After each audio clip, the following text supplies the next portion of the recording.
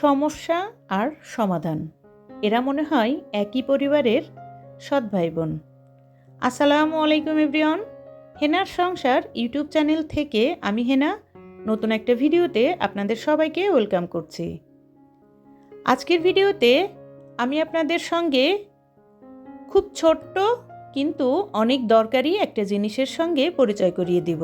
আর সেই জিনিসটার সঙ্গে পরিচিত হতে চাইলে ছোট্ট একটা লাইক দিয়ে আমার ভিডিওটা কন্টিনিউ করবেন, কারণ আপনার একটা লাইক আমার কাছে অনেক মূল্যবান। আমি আমার নিজের কিছু কাজের জন্য বাইরে গিয়েছিলাম, আর বাইরে যাব এরকম খাবার খাবো না সেটা কি হয়? আসার সময় দেখেন চিকেন পরোটা, সিঙ্গাড়া, স্যান্ডউইচ এগুলো নিয়ে এসেছিলাম। আসলে বাইরে গেলে মনে হয় কোনটা রেখে কোনটা খাবো। আপনাদেরও কি এরকম মনে হয়? যাই হোক, নাস্তা নিয়ে চলে এসেছি, আর নাস্তা খেয়ে আসুন আপনাদের সঙ্গে সেই ছোট্ট জিনিসটার পরিচয় করিয়ে দেই।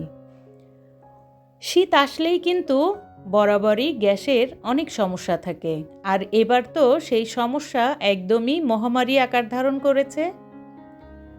পকেটে টাকা নিয়ে আপনি ঘুরে বেড়াবেন, কিন্তু কোথাও গ্যাসের সিলিন্ডার পাবেন না।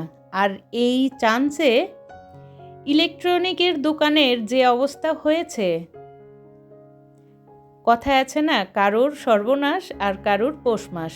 যাই হোক, পৌষ মাস সর্বনাশের কথা বাদ দিয়ে এখন আসুন আপনাদের সঙ্গে খুবই প্রয়োজনীয় একটা জিনিস শেয়ার করি। আর সেটা হচ্ছে এই যে ছোট্ট কিউট একটা মিনি কুকার।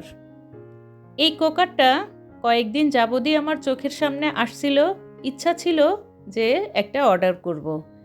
তবে সেরকম পছন্দের বা বিশ্বাসযোগ্য পেজ পাচ্ছিলাম না। ফাইনালি একটা পেজ থেকে আমি কিন্তু আমার পছন্দের কালার সহ কুকারটা অর্ডার করে ফেলেছিলাম।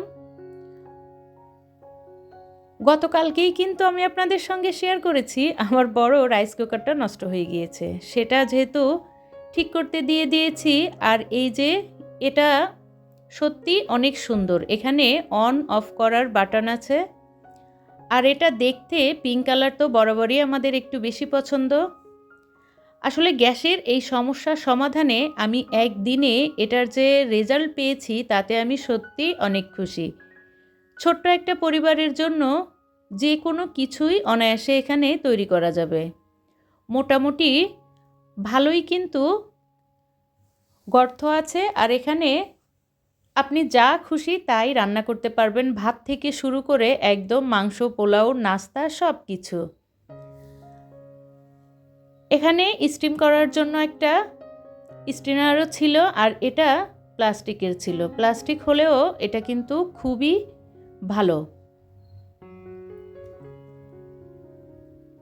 আমরা যারা বাসা বাড়িতে থাকি আমাদের কিন্তু টেনশনটা একটু বেশিই থাকে, কিভাবে রান্না করব, কিসে রান্না করব, এই টেনশনটা সারাক্ষণই মাথায় ঘুরঘুর করতে থাকে। আর তার উপরে এখন যে গ্যাসের সমস্যা, যারা এখনও এরকম একটা কুকার নেননি আপনারা চাইলেই কিন্তু নিয়ে নিতে পারেন। আর আমি আজকে এই কুকারে একদিনে অনেক কিছু রান্না করেছি, আর সেটাও আপনাদের সঙ্গে একটু একটু করে শেয়ার করব।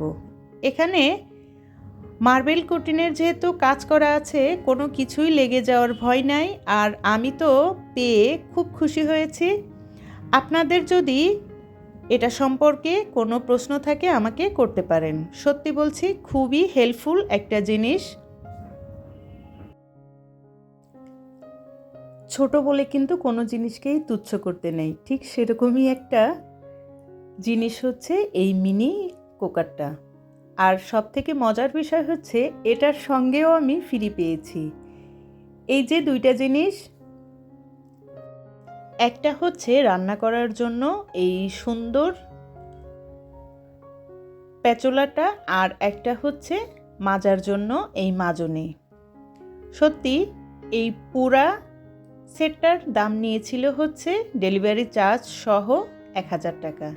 1000 টাকার ভিতরে এটা কিন্তু আমার অনেক উপকারী এবং পয়সা উসুল একটা প্রোডাক্ট মনে হয়েছে। যাই হোক, হাতে যেহেতু পেয়েছি সঙ্গে সঙ্গেই কিন্তু এটা ব্যবহার করতে হবে, তা না হলে মনের মধ্যে কিন্তু আকুবাকু করতে থাকবে। কার কার আমার মতো এরকম হয় আমাকে কিন্তু কমেন্টস করে জানাতে পারেন।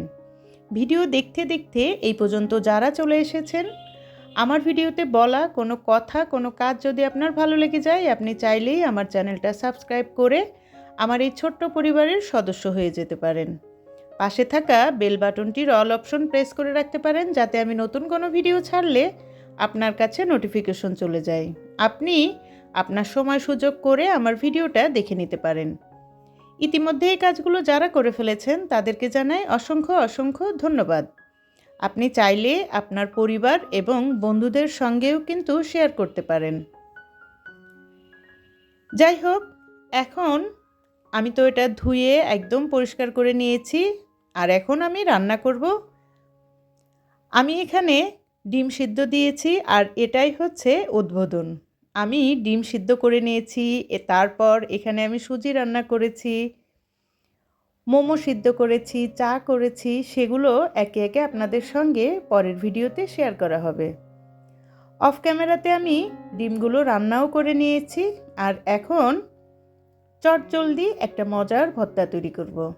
এখানে আমি ছিমগুলো সিদ্ধ করে তেলে ভেজে নিয়েছি, আর এখন ধনেপাতা দিয়ে ভর্তাটা তৈরি করে নেব। এভাবে করে ভর্তা তৈরি করলে ঠান্ডার ভিতরে গরম ভাতের সঙ্গে খেতে কিন্তু খুব মজা হয়।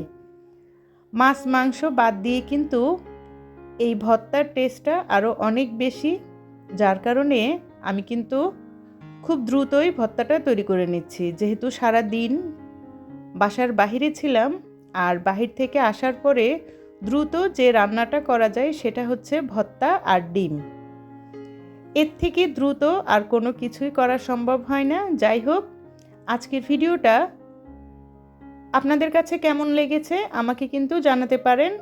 আর এখান থেকে আপনাদের কাছ থেকে আমি বিদায় নেব। আপনাদের সবাইকে বলবো যে ভিডিওটা দেখার পরে ছোট্ট একটা লাইক দিবেন আর কমেন্টস করবেন, যাতে আমি আপনার কমেন্টস ধরে আপনার পরিবারে পৌঁছে যেতে পারি। সবাই ভালো থাকবেন, সুস্থ থাকবেন, আমি এবং আমার পরিবারের জন্য দোয়া করবেন। আল্লাহ হাফেজ।